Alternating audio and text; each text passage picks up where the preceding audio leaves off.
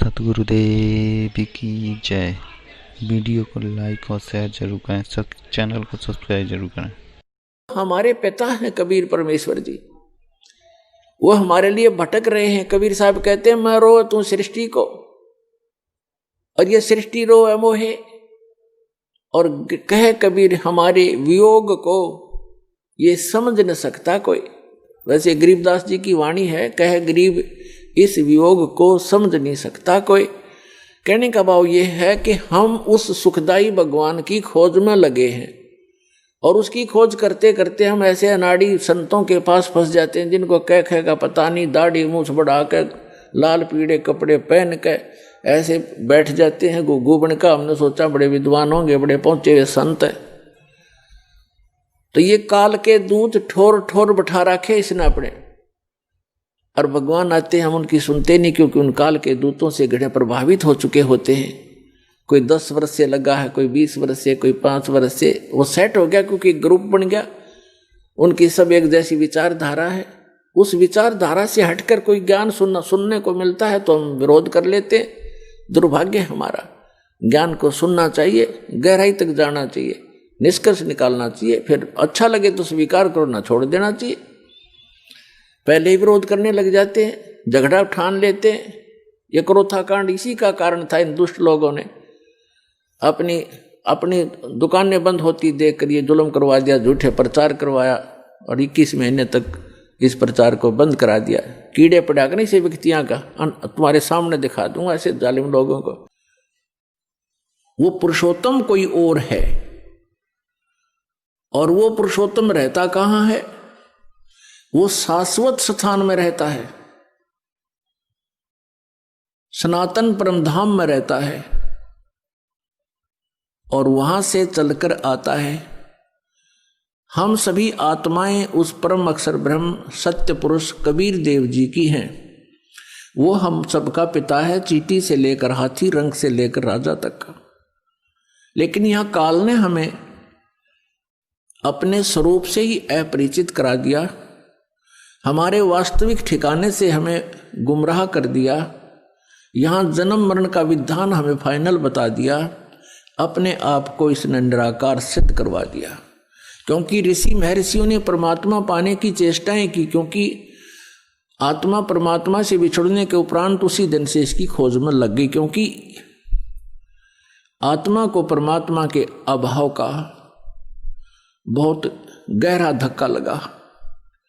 पुण्यात्माओं, जब तक आपके घर पे बिजली आई हुई है, बल्ब भी चल रहे हैं, कूलर भी चल रहे हैं, पंखा भी चल रहा है, और भी आवश्यक कार्य आप जो कर रहे हैं वो भी हो रहा है, और जिस समय वो बिजली चली जाती है फिर आपको उसकी आवश्यकता महसूस होती है, उसका अभाव आपको खटकता है, और सारा दिन कट लग जाए तो पसीने छूट जाते। तो ऐसे ही आत्मा को, हम सभी को वहां बहुत सुख था, किसी चीज का कोई अभाव नहीं था। जो ही हम इस काल के साथ यहां इसके लोक में आए, हमारा वो लाइट चली गई। परमात्मा से मिलने वाली राहत हमें समाप्त हुई, खत्म हुई, और हमारे जितने इन्वर्टर चार्ज थे जब तक वो चलते रहे तो हम सोचते रहे मौज हो रही है, और जब हमारे इन्वर्टर की बैटरी डिस्चार्ज हो गई फिर हम गधे और कुत्ते सुअर बना दिए गए इस काल के द्वारा, इस काल के लोग।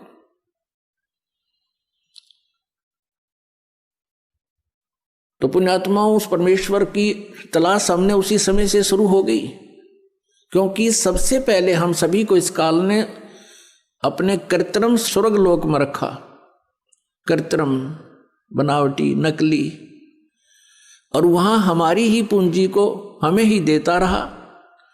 एक रेस्टोरेंट बना लिया इसने।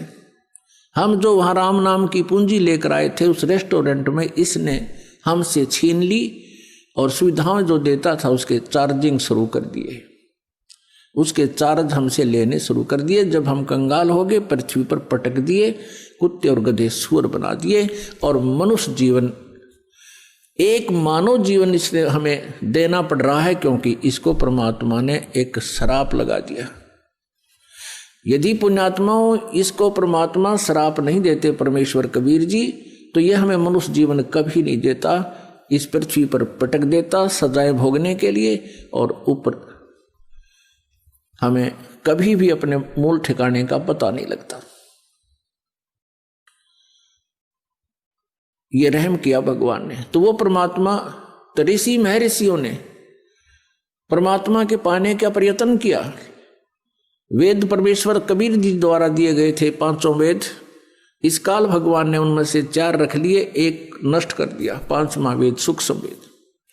उस सूक्ष्म वेद के अंदर सभी जानकारी थी, हम कौन हैं, कहाँ से आए हैं, हम यहाँ कैसे फंसे हैं, और वापस सवलोक जाने का, अपने सतलोक जाने का कौन सा मार्ग है, कौन सी विधि है, कौन सी वे ऑफ वर्शिप है, पूजा की विधि है, उसमें पूरी डिटेल से लिखा हुआ है। जैसे गीता जी अध्याय नंबर 4 के श्लोक नंबर 32 में गीता ज्ञानदाता कहता है कि जो आपने ज्ञान सुना है अध्याय नंबर 4 के 25 से लेकर 31 तक, कोई कैसी साधना करता है, कोई देवताओं को पूजता है, कोई केवल योग अभ्यास ही करता है, कोई स्वाध्याय करता है, कोई अहिंसा के कठिन व्रत रखता है, मुंह पर पट्टी बांध ली, नंगे पैरों घूमना, ये सब साधनाएं कर रहे हैं, लेकिन अपनी अपनी साधना को ये पापनाशक ही जानते हैं। लेकिन चौथे अध्याय के 32वें श्लोक में कहा है कि वो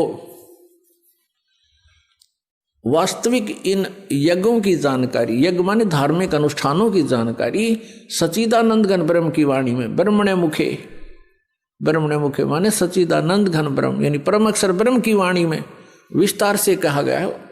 उनके जानने से तू सर्वथा कर्म बंधन से मुक्त हो जाएगा। तो वो ज्ञान इस काल ने छुपा दिया और मूर्ख बनाने के लिए कह दिया कि तू किसी संतों से पूछ ले, मैं नहीं जानता। और जब परमात्मा आते हैं संत रूप में, वो मिसगाइड करता है सबको कि ये झूठा है, कपटी है, ये वेदों को नहीं जानता है, तो हम परमात्मा को पहचान नहीं पाते हैं, जिस कारण से हम काल के जाल में फंसे रहे। तो यहां उन ऋषि महर्षियों ने इस काल के द्वारा भ्रमित किए हुए ज्ञान के आधार से, लोक वेद से और तथा इन 4 वेदों के आधार से, जिसमें इनकम्प्लीट स्पिरिचुअल नॉलेज है, जिनके अंदर अधूरा आध्यात्मिक ज्ञान है, उस ज्ञान को ही हम संपूर्ण मानकर उसी के आधार से हम साधनाएं करते रहे। ऋषियों ने ओम नाम को सुप्रीम नाम मान लिया, मंत्र अंतिम, और ब्रह्म का जाप बताते रहे। और ओम नाम की साधना से क्या होता है, ब्रह्मलोक प्राप्ति होती है। गीता जी अध्याय नंबर 8 के श्लोक नंबर 16 में कहा कि ब्रह्मलोक पर्यंत भी सभी लोग पुनरावर्ती में है। पुनरावर्ती का अर्थ है वहां गए हुए प्राणी भी पुनर्जन्म मृत्यु में आते हैं। वो शाश्वत स्थान नहीं है, वो सनातन